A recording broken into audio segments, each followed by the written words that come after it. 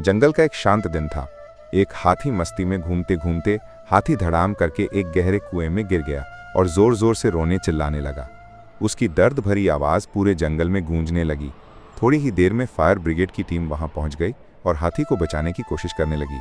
लेकिन जैसे ही हाथी को बाहर खींचा गया, रस्सी टूट गई और हाथी फिर से कुएं में गिर पड़ा और हाथी जोर जोर से रोने चिल्लाने लगा क्योंकि वो बहुत जख्मी हो गया था। अब क्या होगा? फिर मंगवाई गई एक बड़ी क्रेन और इस बार सबने मिलकर पूरी ताकत लगाई। आखिरकार हाथी को सकुशल बाहर निकाल लिया गया। लेकिन हाथी अब भी रो रहा है। क्यों? क्योंकि आपने अभी तक लाइक, शेयर और सब्सक्राइब नहीं किया है।